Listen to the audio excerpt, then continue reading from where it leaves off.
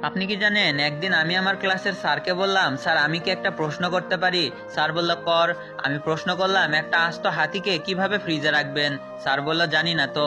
আমি বললাম, খুব সহজ। আগে ফ্রিজটা খুলবেন, তারপর হাতিটাকে সাবধানে ঢুকাবেন, ব্যাস। আরেকটা প্রশ্ন স্যার। স্যার বলল, কি?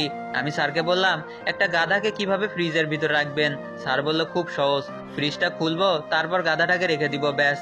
আমি বললাম, হয় নাই স্যার, আগে হাতিটাকে বের করতে হবে, তারপর। স্যার বলল, ও ঠিক আছে। আমি বললাম, স্যার আরেকটা প্রশ্ন। বনের সমস্ত পশু পাখি সিংহ মামার জন্মদিনে অংশগ্রহণ করতে পারবে, কিন্তু একজন ছাড়া, সেটা কে?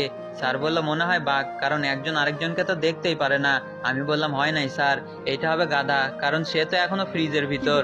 স্যার বলল, আমার সাথে মজা করা না? আমি বললাম, না স্যার, আরেকটা শেষ প্রশ্ন প্লিজ স্যার। স্যার বলল, ঠিক আছে বল। আমি বললাম, অসংখ্য কুমির ভর্তি নদী আপনাকে পার হতে হবে, কিন্তু কিভাবে?